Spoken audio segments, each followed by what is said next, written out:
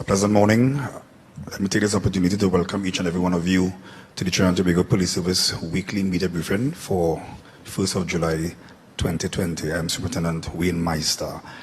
We are here this morning, and on the panel of the briefing we have the Commissioner of Police, Mr. Gary Griffith, together with the Deputy Commissioner of Police with responsibility of operations, Mr. Jason Ford, and we also have the President of the Trinidad and Tobago Police Service Social Welfare Association, Inspector Gideon Dixon. The Commissioner will now address you on certain issues. Sir. Thank you very much, Mr. Meister. Members of the media, good morning. There will be just one topic this morning, and it is obvious, dealing with the situation whereby certain elements attempted to destabilize the country. The attempt to shut down the country yesterday failed. It failed because, again, of the human service, the good work, dedication, professionalism, discipline by members of the Trinidad and Tobago Police Service. Yet again, your officers, they stepped up to the plate, and they are yet again heroes of this country. They did exactly what was required. Had it not been for the dedication of the men and women of the Trinidad and Tobago Police Service, this situation could have continued probably for the next few days. What I have here, the Deputy Commissioner of Police, Mr. Ford, and the head of the Police Social Welfare Association, Mr. Dixon, where they will speak to you. Mr. Ford will deal directly with the operations that have taken place yesterday going into today, and Mr. Dixon will speak about a very disturbing situation as it pertains to, we speak about a lot about persons being targeted, the targeting of the Trinidad and Tobago Police Service. It started as it pertains to being targeted. It started when I have seen over the last 24 hours, certain individuals, they were actually trying to judge me and judge my performance. When I see an individual who tried to destabilize a country, put the country in the darkest day in our nation's history, shut down Parliament, hold a Prime Minister and others hostage, and then after persons were killed, inclusive of police officers, the day an individual like that gives me support and gives me credit is the day I need to resign. I know the people that I need that support me, and those are the dedicated, hard-working, law-abiding citizens of this great country. Additionally, I actually heard comments that it was stated that anytime a police officer in other parts of the world, as soon as they fire a shot, they're supposed to be suspended. That is not true. There are certain things that we would clarify as we move along. As we go on to comments, we have seen again certain comments in the media that I just wish to clarify. Their editorials, and again, I rarely ask persons if it is that you're not aware, you're not an expert in the field, instead of just giving your own comment without understanding the facts. Please ask for clarification by experts in the field. The Trinidad and Tobago Express in their editorial stated today that there's no evidence to prove that there was a preemptive plan by these individuals and there was an orchestrated attempt to shut down the country. What the Trinidad and Tobago Express has done now is basically to accuse the SSA and the National Operation Fusion Center and our intelligence agencies as liars. And that is because the Express knows nothing about intelligence. Many times people who are not intelligent will do that as well. But I find it is alarming that you will put an editorial to question the competence, the trustworthiness of the law enforcement agencies by challenging them and saying unless we bring evidence. So we must bring evidence to deal with intelligence, and that shows lack of intelligence to say that. You cannot bring evidence to expose intelligence when intelligence is something that you need to use to get enough so that you can use it in court as evidence to have persons arrested. The fact of the matter is that in contrast to what was perceived, there were 40 simultaneous operations that took place yesterday. This was a criminal operation that took place. If you looked at it, within 120 minutes, there were 40 different situations of individuals going from specific places. They knew where the debris was, they knew what was happening, they knew exactly where it was, and this happened throughout the country. The Express has the audacity to say that this was all coincidental. This was planned, this was very well orchestrated, and the reason why I can confirm this is a few hours before it started, we were made aware of what the intention was. So dozens of persons had placards, this was all just made at the same time. The answer is no. So the fact is that this was an orchestrated attempt to destabilize the country. It was very well planned by very senior individuals in the criminal enterprise, and this was a criminal operation that failed. The Express also questions the fact as to why did the Commissioner of Police not be out on the street. And again, it shows lack of training, understanding counter-revolutionary warfare, combat awareness, tactics, and understanding leadership skill in an operational scenario. Had it been one area that something was taking place, say, for example, the Queen's Park Savannah, when there was the protests opposite the U.S. Embassy, or in Sealots, then the Commissioner of Police is expected to lead his troops from the front, which is what I did. When there's a situation with 40 consecutive matters, with persons burning tires, debris, shooting police officers, plans to assassinate persons, what I did is what it is you will see here. So this is to educate the Express to understand what leadership is when it comes to tactics in a situation of counter-revolutionary warfare.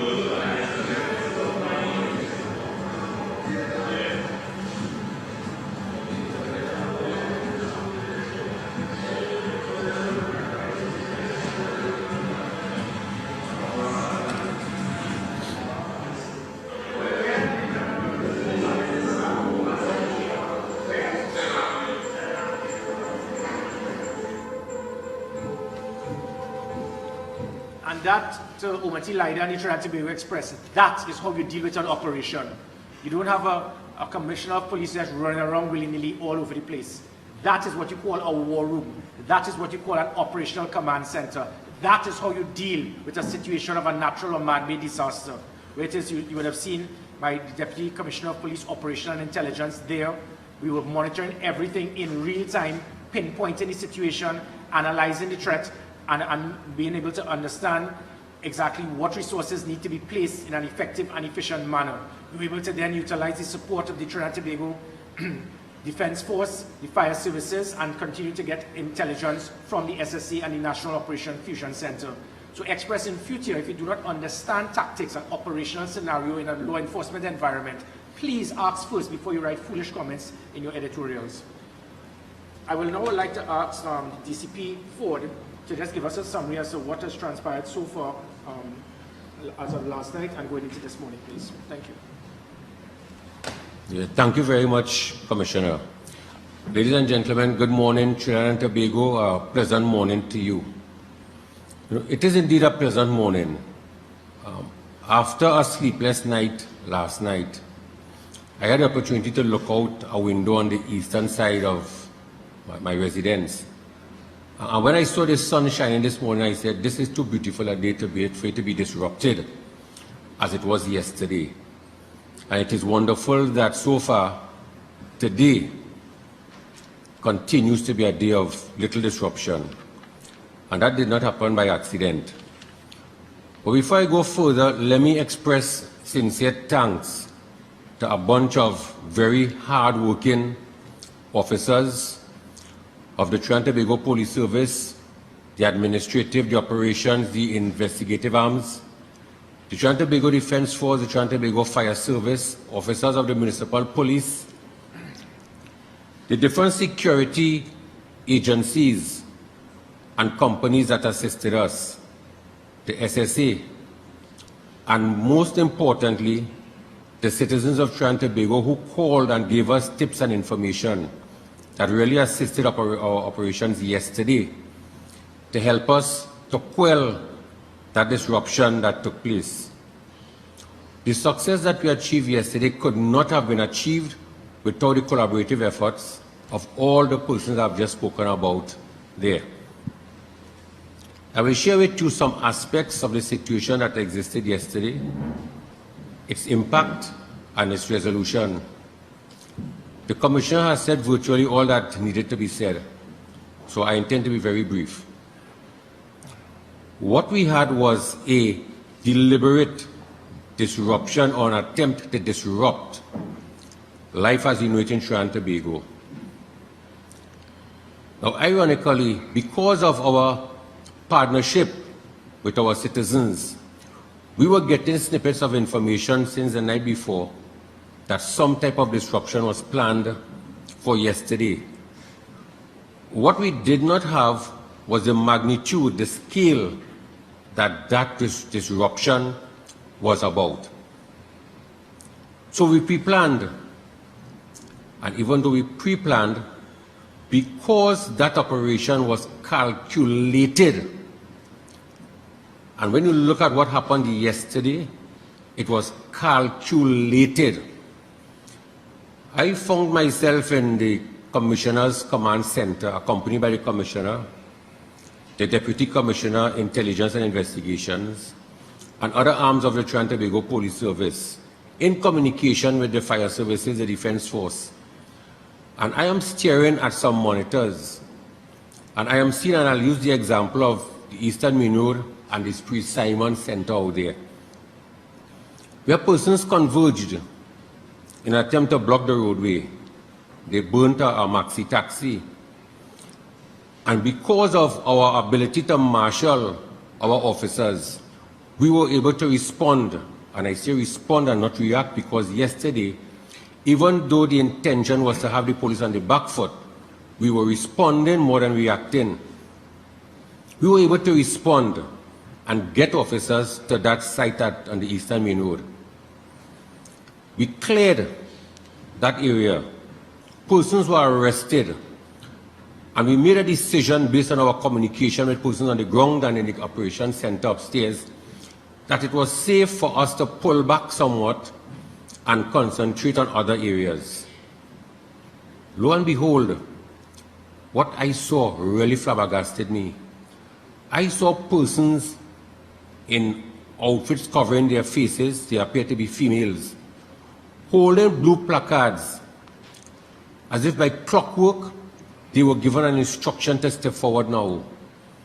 And throughout Port of Spain especially, what we witnessed, what I witnessed, was a clearly calculated, planned, organized attempt to disrupt Trinidad and Tobago. And I say Trinidad and Tobago because although Port of Spain was the epicenter of what was taking place, we had about 4 or 5 divisions that were also affected. In Western Division on the Western Main Road in Bagatelle, in Northeastern Division, which is the Mova San Juan area, we had issues at Caledonia. We had issues in the Quasi, which normally is a place that is traversed by both the traveling and the walking public. And you might hear about skirmishes, about fights, but you will hardly hear about the burning of debris on the Saddle Road just off the Eastern Main Road. That happened yesterday. We had an issue further up at Bush Street corner on the Eastern Main Road, again debris on the street burning. And in Northern Division, which is the Aruka Rima area, we had situations in Maracas, St. Joseph, Monte Grande, which is south of the Eastern Main Road. And they went so far as on the Churchill Roosevelt Highway, just before the Mausica Road, where you had burnings taking place on the roadway. That was calculated to disrupt us. We had our officers on the ground, we had drone coverage, we had CCTV coverage that gave us live information that caused us to communicate and respond appropriately. It culminated in the arrest of 70+ persons. We have had some injuries, both to police officers and to some members of the public. All of that created an impact that to me was an impact of fear, uncertainty, and anxiety in our population. What was heartening to me was that I received calls on my personal phone from members of the banking sector, judiciary, and business places. And as alarmed as they were seeking reassurances from the Trinidad and Tobago Police Service that things could be normal. And they were asking if they should close their businesses by midday and send their workers home. And we conferred.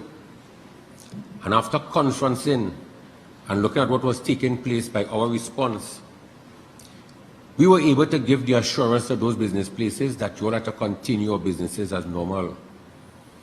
And as a matter of fact, I even advised one of the banking institutions that because persons may be delayed because of the fear that was intended to be caused, they should open up to about 6 or 7 o'clock. So sure was I in our ability to provide safety and security for our citizens of Trinidad and Tobago. That situation yesterday that started in the wee hours of yesterday morning went into last night. But it was resolved because of the hard-working, dedicated and committed officers and members of the public that really knuckled down and gave their all. The outfit that I'm wearing here this morning, I had it on yesterday. And I had the opportunity to take off the top, not the underpants, not the pants part of it, because we were on call for the entire last night period, just in case. Why would we put ourselves through that? It is because of our continued commitment, our partnership with you, the citizens of Trinidad and Tobago. And despite what we saw yesterday, looked as though there were many persons, it is just but a segment, a small, violent and unruly segment of our community that is bent and will take any opportunity to cause mayhem. They did not need that catalyst that they are speaking about. It saddens me when young persons who have such bright futures can find themselves doing nothing better than pulling debris onto the roadway, taking instructions from someone who will not stand up for them when they are arrested, and setting that debris alight. That level of dedication that they are seeing can be better served if they can go into some greater endeavor to uplift themselves. But having said that, we have taken a pledge to uphold the law of Trinidad and Tobago. And anyone found breaking the law, be they police officers or members of the public, we are going to act, and we'll act within the ambits of the law. The persons who are arrested, they will be taken before a court of law, and they will be dealt with. Again, I want to thank the hard-working officers of the Trinidad and Tobago Police Service for going beyond and above the call of duty, with all the supporting agencies that assisted us. Thank you very much. Thank you. Now, let us just backtrack to what caused this. It is alleged that the violence that we saw yesterday, the catalyst of it was based on the unfortunate incident with the killing of 3 young men. We beg to differ. We believe this was an orchestrated attempt by individuals to use the opportunity to try to destabilize the country and use this as a front. As the Commissioner of Police, again, I stated before that I intend to have a firm hand when it comes to police officers being involved in any criminal activity and to have them removed. I stated a few weeks ago, and I continue to state, that if at any time police officers will be charged for any violent crime, be it rape, kidnapping, homicide, etc., that they should be fired. Persons actually question that. But in Minneapolis, when the same thing was done, it was okay. But it is not, people said it is not okay here. In any situation, if a police officer would abuse his authority, I say that they should be fired. But the fact of the matter is, there must be an investigation. We cannot have a situation, you know, this reminds me so much of the days as a little boy when we had these Western movies, and persons automatically wanted to be judge and jury. And they will come up there with their pitchforks and the fire and their rope and tell the sheriff, you need to move to the side, we intend to string him up immediately. That is what we are seeing here right now. Persons are holding this country to ransom and intend to burn down the country because they insist that they want justice immediately. It does not work that way.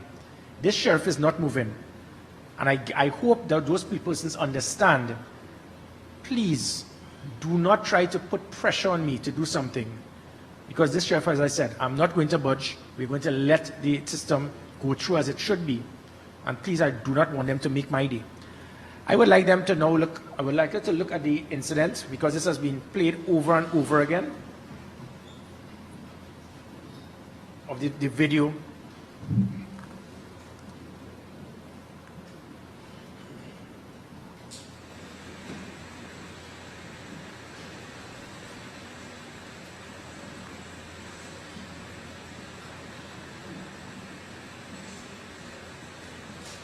I do not want to run the whole video because we're running out of time, but there's something I'd just like to show here.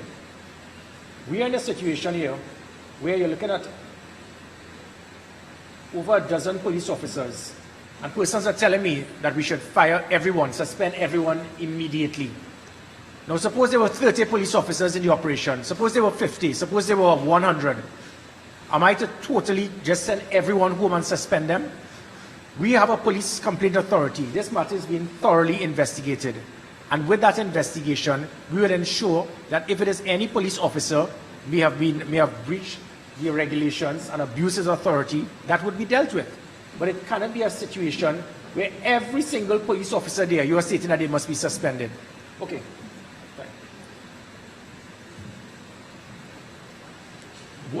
What has happened here is that certain persons are trying to direct the narrative, inclusive of even in the media, certain politicians. There are 3 individuals, in fact. They call themselves political leaders. They're not involved in 2 major political parties. These 3 individuals, if they combine and form an alliance, the 3 of them combined with their support will not breach the public health regulations of Assembly of more than 25.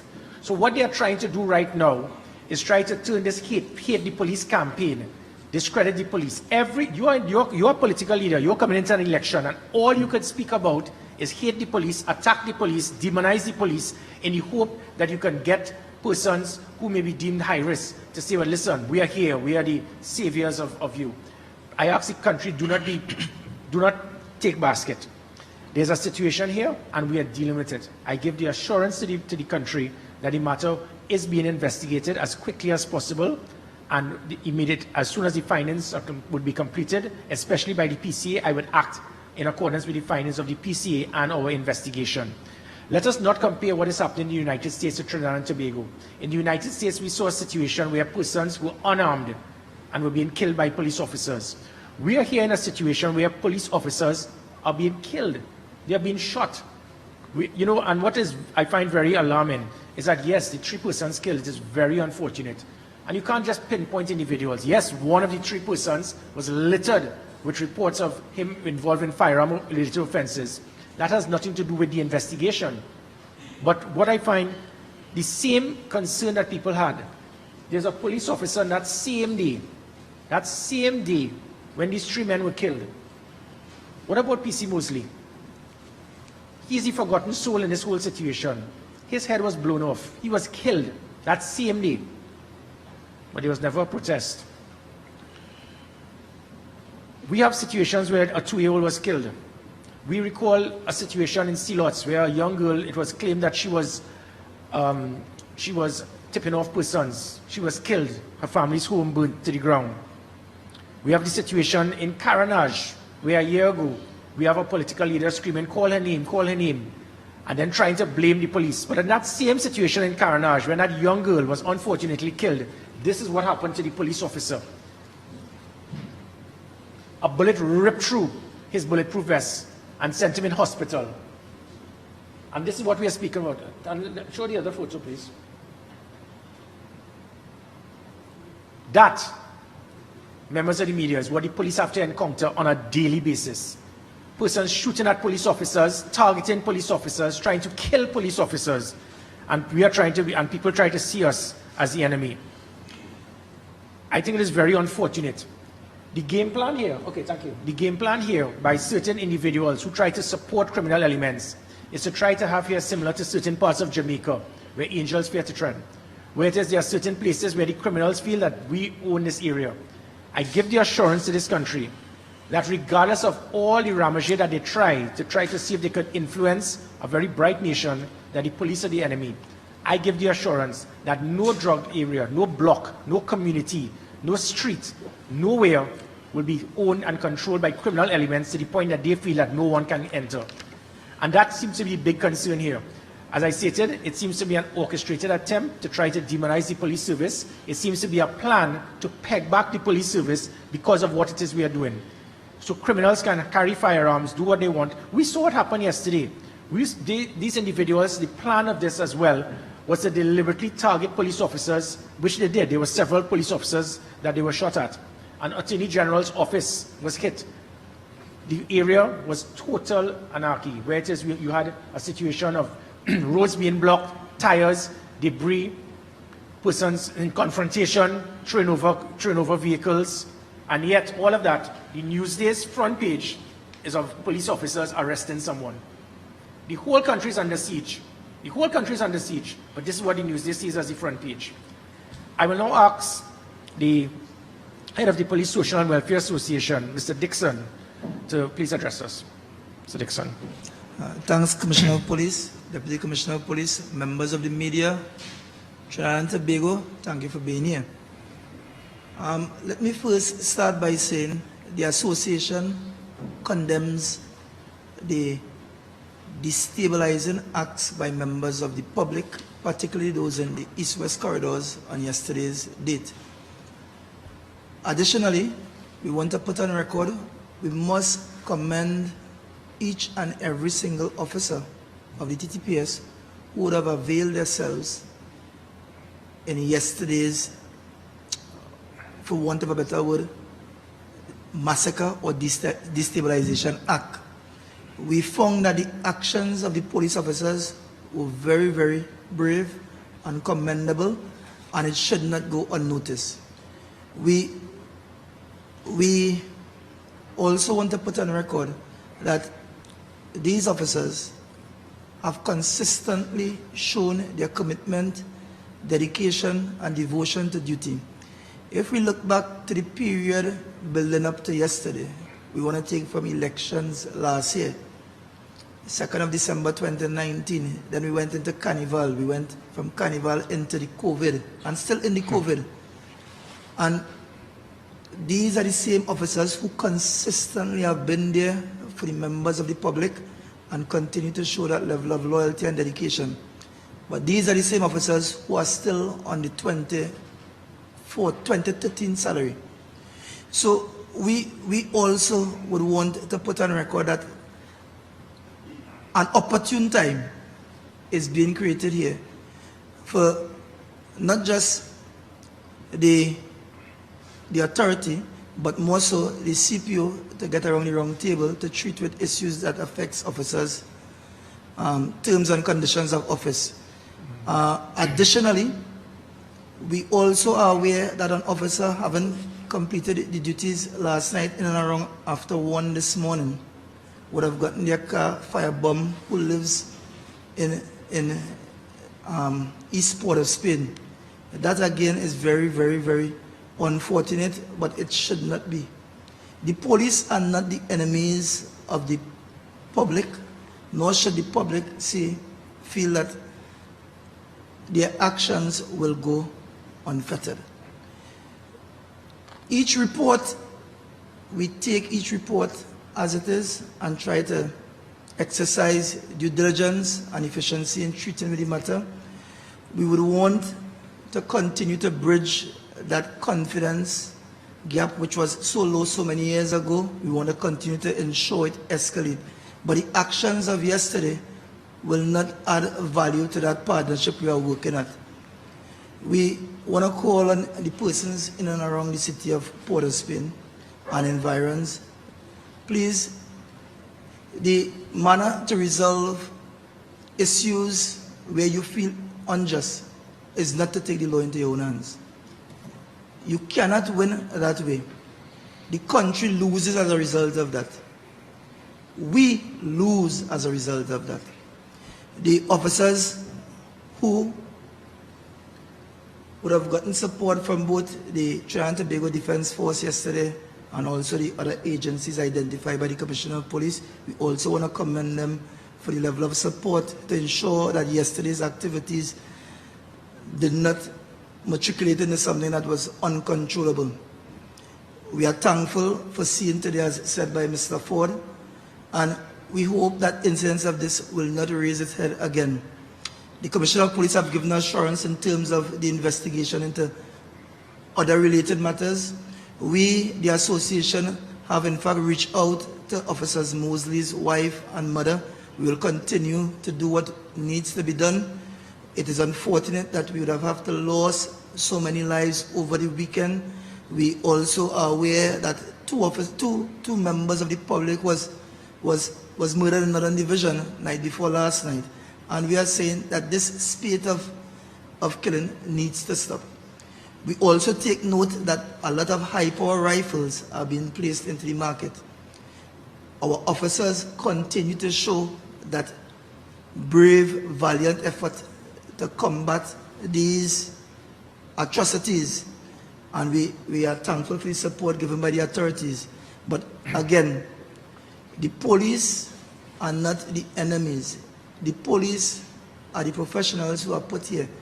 Let us look beyond the police at this point in time. Petia, they are not being police yesterday. Just for one moment, let's look at police not being present yesterday.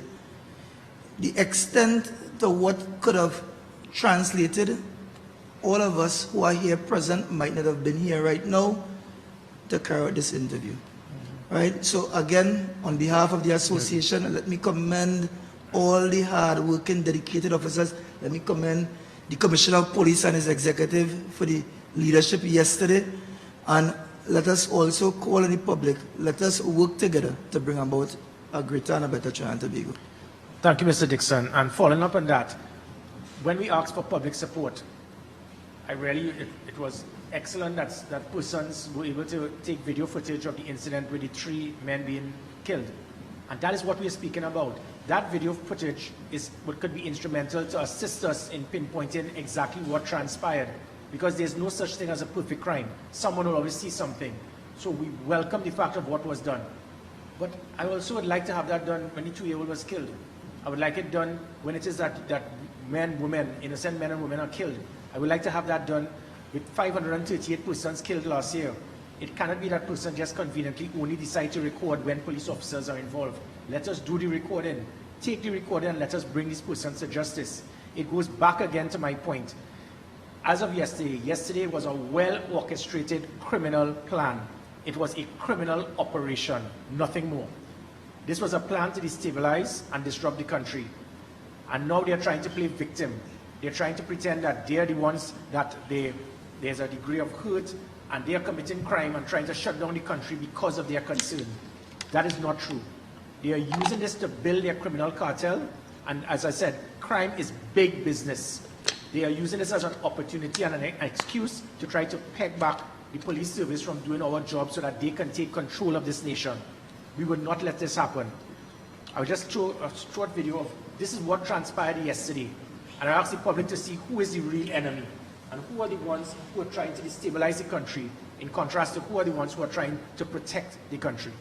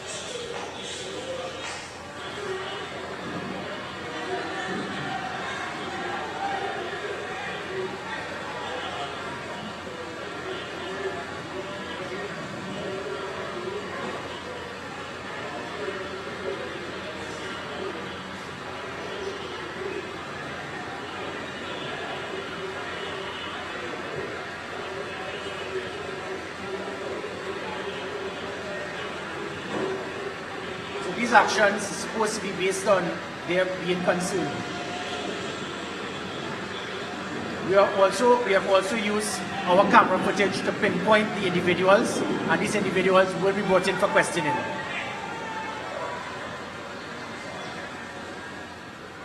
Okay, thank you. And this is what we speak about, where there are individuals that have used the opportunity to try to destabilize the country. Just before I close and open for questioning, there are just two short videos I'd just like to show to again ask the public to understand that we are doing all that we can. This was a deliberate plot by certain persons and they have their friends. They are those persons who that you call these intellectuals and trying to pontificate as if they are the representation of all that is good. And all that they do is continue to try to demonize the police. They know exactly what they are doing. They are trying to build their base, build support by trying to ride the backs of the police service. We are not the enemy. I give the assurance to the public. Any police officer who is involved in illegal activity or breach of regulations, they would be disciplined. But that's what we saw yesterday. Those individuals, they are the enemy of the state, not the police service. What we ask, however, is for persons to understand and recognize what these officers have achieved. They were, again, as Mr. Dixon said, had it not been for the police, we would have seen a repeat of 1990. This is what they tried to do, to destabilize the country. It was an orchestrated plot by certain individuals. Thankfully, there are certain individuals who do understand. Yes, who do understand what it is that was done, and sometimes a little bit of recognition and appreciation for what my officers have done can go a very long way.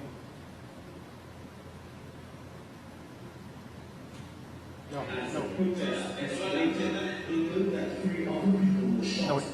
This here is what this is. Go ahead. This here is what it is they were planning to do. Listen to the voice.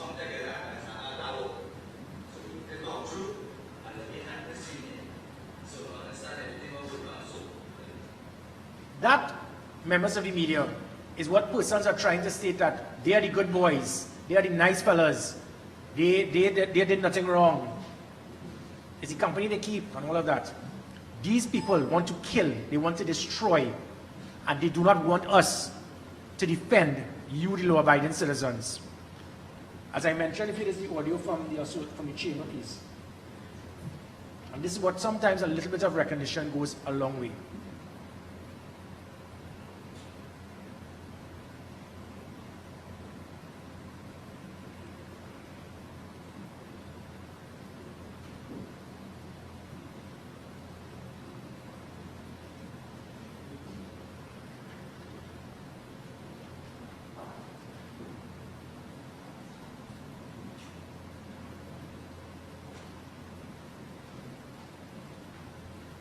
Okay, never mind. And it was basically from the chamber actually commending the police service for their dedication to duty. And then there's also, as Mr. Dixon spoke about, there's also video footage of a police officer's car being destroyed. Members of the media, before I close, again, I give the assurance to the nation that the police service will do all that is required within the law to ensure the safety and security of each and every citizen of this country. And no burden is above the law, inclusive of police officers. But in the same manner, please do not be fooled with those persons who come in there as Trojan horses to try to give you the impression that they're all that is good and righteous. Their job is to try to demonize, discredit, and undermine the police service for their own agenda, or to assist those individuals who they represent, support, or they benefit with financially, that being the criminal elements. Their job is to try to destabilize the country. The best way to do that is to try to undermine the police service. We will do what is required. We give the assurance to this country that what happened in 1990 will not happen again, and we will ensure that we do it within the law. I open questions to the media. Good morning, everyone. Nicholas Touchman Singh here from TV6. Commissioner, let's start back from Saturday. What is the protocol dealing with officers when handling persons who are unarmed and arms are raised in the air? What is the protocol for police officers containing them and controlling the situation so that they won't be shot? Just explain that for us. Well, hold on, another question. Yesterday we saw, as you say, an attempt to destabilize the country. We also saw Fuad Abubakar being arrested. Has he been charged as yet? And what will be his charges? What is the investigation behind it? Another thing, no one has mentioned on the panel this morning. A woman was shot yesterday. What is happening with that investigation? How is it that this woman who was protesting, possibly pregnant, how is it that she was shot by a police officer? And is there an investigation going to be launched into this? Okay, okay, first thing, you are sure that she was shot by a police officer?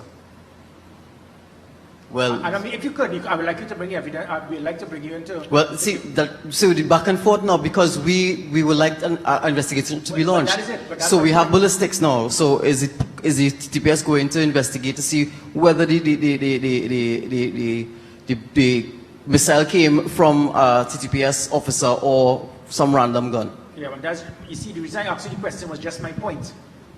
You do not know. There must be something called an investigation. So by you just automatically, this here, what you have was just stated, has basically summed up what has happened in this country. We take one and one and make it three. We automatically allude to something and automatically come to a conclusion. And I do not operate like that. As a leader, I am not going to make decisions based on speculation, sir. Well, the role of the media, Commissioner, is to find questions out, and Well, it's actually to I play know, but stupid it is- to get questions so the public can It is understand. difficult for me to answer if you keep interrupting me. I mean, they will think so. So if you interrupt me, I wouldn't be able to answer. So the fact of the matter is that there's an investigation. When there's an investigation, we will then verify what, who was culpable, if any, and that will be dealt with. As it pertains to, it goes back to the second question that you asked. Right, again, likewise, there's an that he has been held, that is confirmed, and not as yet. He's still being questioned. So let's go back to the first question. The situation with someone placing their hands in the air. Obviously, there's a protocol. The person has now shown that he's not resisting arrest. He's not a threat to a police officer. But is that all that took place in the video? And again, because there's something, we have a simulation theater where I would like to invite all members of the media to come to a simulation theater. A simulation theater will show different scenarios for a police officer, and he has to make a 1-second judgment call. So this is not in any way to speak about that investigation. I don't want in any way for persons to perceive that I am going left or right. All I want is the truth. And I'm prepared to handle the truth and act on the truth. But my point is, we automatically see one person put his hand in the air, and then after, he's no longer there. We do not know what happened with the third person who was in the back seat, what it is that he did. We do not know how many police officers fired, who fired, what should be fired, suspend all the other officers even though they were not part of it. Is it that the person in the back seat drew his firearm? Did he not draw his firearm? Were there witnesses? This is what an investigation is about. You cannot automatically say because somebody put their hands in the air, it means everybody should be suspended. I can tell you in the simulation theater, there are situations, and this is not to state that this happened with this individual, the young man who was killed. Persons have put their hands in the air, and then once they put their hands in the air, they automatically drop. When it is they move and they draw a firearm. I'm not saying it happened here, but let us not automatically, as soon as you put your hands in the air, it means that you can just, so a criminal will now say, oh, okay, so the drill now is if I put my hands in the air, police cannot shoot, so I can now go and get a firearm and shoot. So we have to go through the investigation thoroughly. Did all three persons put their hands in the air? Is it that one police officer abuses authority? Would it have been two? Do we have witnesses to verify that other officers? So that is what my point is. It is just for us to investigate, to verify if all officers are to be blamed, if none, if some who just fired the shots. And that is all that we are seeing. There must be an investigation. All of a sudden, the PCA was always independent and people believed in the PCA. Why all of a sudden now it means that there must be swift justice, have the lynch mob turn up at the sheriff's front door and demand that persons be suspended without even getting the investigation completed. All I'm asking the public is to have the investigation completed, but do not be fooled into thinking what took place yesterday was because of that. That involved criminal elements of gang leaders deliberately trying to instill fear, disrupt the country, and may I also add, it goes back to the shooting. There have been 527 shootings at police officers in the last 5 years, which means that every 4 days a police officer is shot at. We have one firearm seized every 3 days. We have one person held for an illegal firearm every 4 days. It is a war zone out there. So it is difficult for us to fight in a war zone, but you're telling us to tie our hands behind our back. We are not saying that if persons surrender, we intend to, they should be shot. But again, as we speak about surrender, our criminal justice system is one that when persons surrender, they come to the police, they are immediately released the very next day on bail, or if found guilty, charged $5,000 to go back out into the killing fields to shoot at police officers. And if the homicide rate goes up, we are to be blamed. Ian Wason from TTT News. You mentioned this is a... No, go ahead. You mentioned this was an orchestrated plan. Now, are you concerned that these various factions who would normally be at war against each other are now coming together for things like these and can possibly do so in the future for more dangerous plans? It is quite possible. It is amazing that the vast majority of the 538 murders last year was based on one group trying to kill others in the other group. And what brings them together is the enemy of the enemy is my friend. And if that has brought two murderous gangs together to try to form some type of a strategic alliance, it says a lot about the character of those individuals. I wish to state, however, it does not matter. The Trinidad and Tobago Police Service, we are well trained, we are prepared, and as I stated yesterday, if anyone thinks of trying to have a repeat of 1990, when it took 7 days to quell, I will ensure on my watch it will be dealt with in 7 minutes.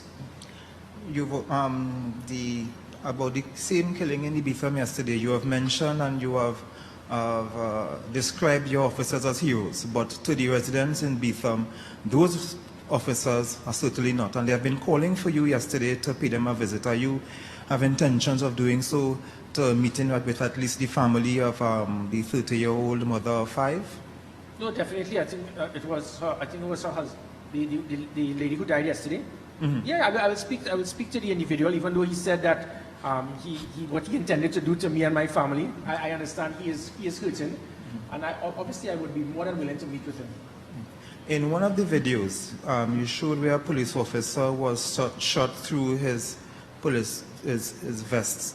How are you treating with that? Is that a case of getting upgraded vest, or is that just to show the kind of firearms that you are dealing with? No.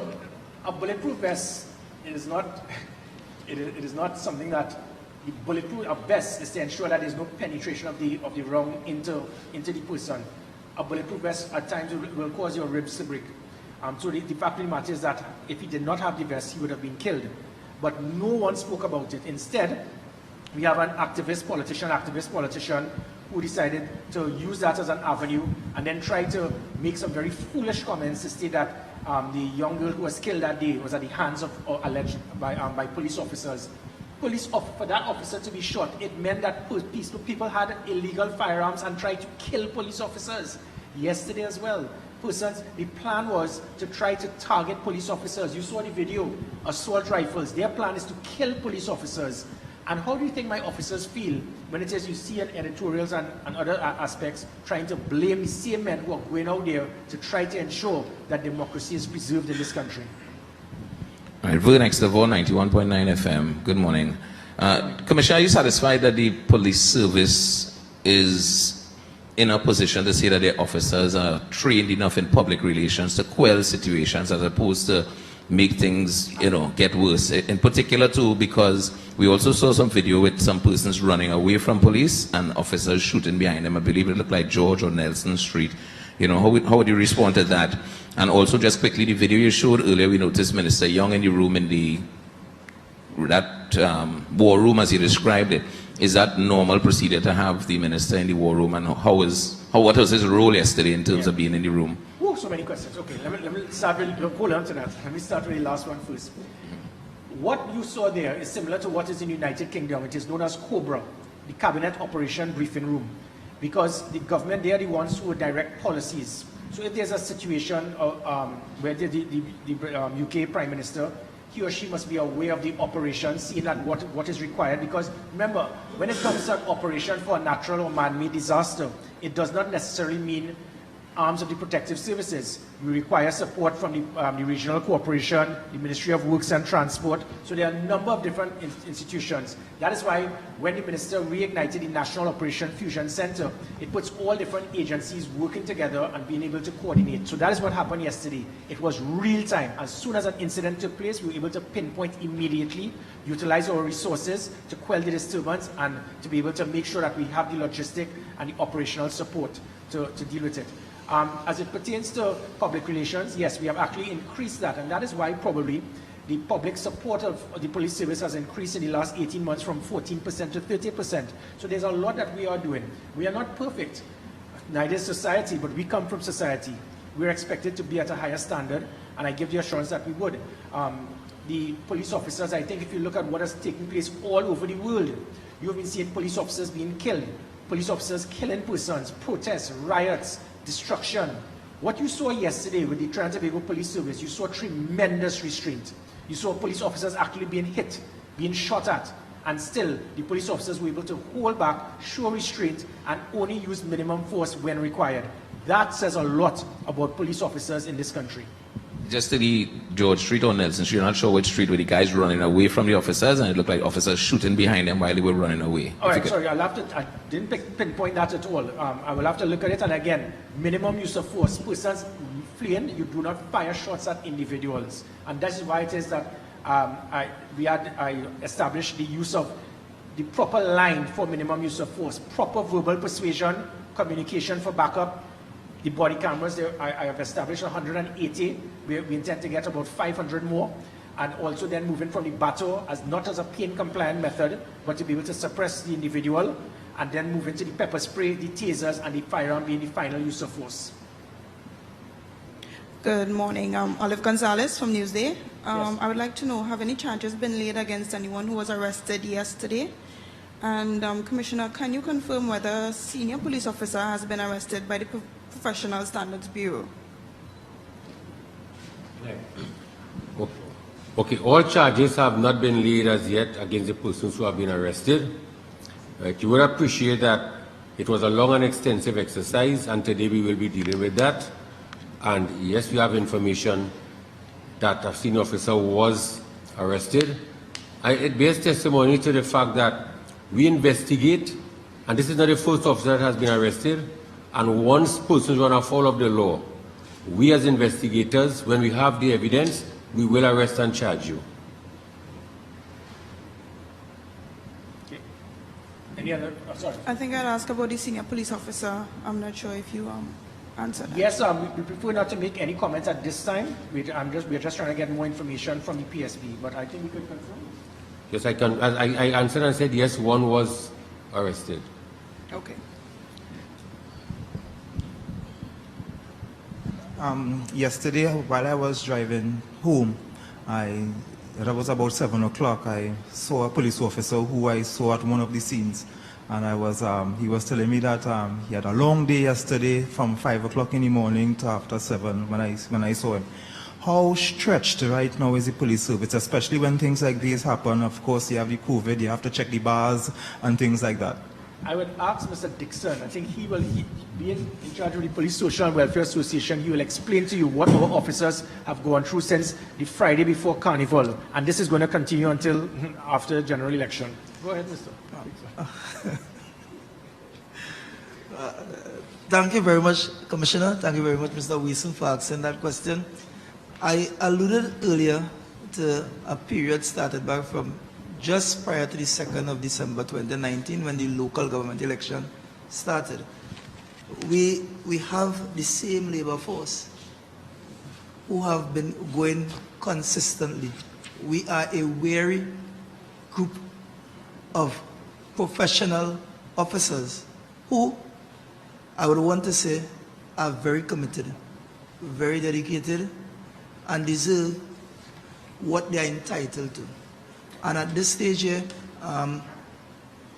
we know that recruitment, we have some young officers coming in, so that will replenish to some extent. But we need the officers to continue to be motivated. Leadership, in fact, assists in terms of motivation, but more so, each officer has their own issues as it relates to financial and other that needs to be treated with. So we are calling the CPO, so you can meet up with the calling the CPO here again to get around the round table to deal with these issues. We also have the issues of promotion. We are aware that the Commissioner of Police is making steadfast efforts to improve that, which also redounds on the moral of the officers. We are seeing these things as positive benefits that can be put on the table to the officers to continue to give that dedicated and determined effort as it relates to serving the people of Trinidad and Tobago. So, yes, we are in fact weary, but we are committed, and we will continue to be committed. But we just want what we are entitled to. Some of us, the last time we went to sleep would have been 2 nights ago, in fact. And let me just put on record, whilst heading home last night, just around, I could have been about 8:30, I encountered right on the bus route there, where members of the BTM would have come out and blocked the bus route, and I came out and I engaged them. So I spoke earlier about public relations and stuff, and engaging them, you could see that yes, there's frustration, there's hurt, but they also understand that they cannot pinpoint where the frustration and the hurt coming from. It is more of a picket fence kind of desire to want to be part of, but they don't know what they want to be part of. And it is unfortunate. It simply means that there is a need for social programs of and beyond what police could do for the community to be initiated in these communities. That's what I want to put on your table. And if I just add before, as it pertains to protests, the Trinidad and Tobago Police Service, we give the assurance to the public, it is your right to protest. You should protest. You have a reason to protest. And we will provide you with the security to protest. But you cannot protest and break the law, harm persons, destroy property, threaten individuals, shoot at persons, and say that that is a form of protest. You cannot be breaking the law based on your concern of somebody else having broken the law. Yes? Commissioner, during your absence in March, former acting Commissioner Hackshaw will have stated Dr. Munilal didn't have any pending charges before him. Is that still the case? Okay, I was out of the country with that one. Let me be clear on something. The Trinidad and Tobago Police Service, we are not supposed to be sending out, it is not a certificate of character we give out.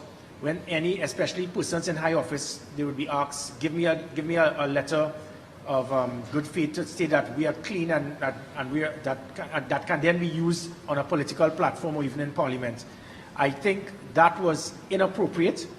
The fact of the matter is that it is also unacceptable. I wish to say that that letter, I would like to have that letter returned, because it is not in tandem with the directives of the Trinidad and Tobago Police Service. Someone who holds high office is not supposed to get a letter of good character by the police service stating that how they are good boys or bad boys. If it is that you're a bad boy or girl, you will then be charged, you will be arrested, and the public will know. What we can state is that there is an investigation pertaining to an issue, be it EMBD, live sport, CLICO, or whatever. But we should not be stating and telling persons that that individual is being investigated or he is not being investigated. And more important, let me add that even myself as a commissioner of police, I certainly would not know every single person who is being investigated, because in Trinidad and Tobago Police Service, we have the cybercrime unit, we have the FIB, we have the ACIB, we have the FIU, we have the anti-kidnapping unit. There are several different agencies, and it is not the right of every single agency to bring forward information to a commissioner of police to say that this person is a person of interest or he or she is not. This is not to say that the individual is, but it is inappropriate for us to say that he is not. So pertaining to that piece of paper, I consider it irrelevant. The letter was inappropriate, and in future I wish to remind all police officers we should not be submitting letters like that to any person, especially in high office, because I'm aware how this thing works, because I was in another place once, so I knew exactly what that boomerang would have been. And I think it is inappropriate, because just say, forget this individual, if it was somebody else, and then something happens, they will say that the police lied. So it is an unfortunate situation, unacceptable, and we can consider that letter null and void. Okay? Thank you very much.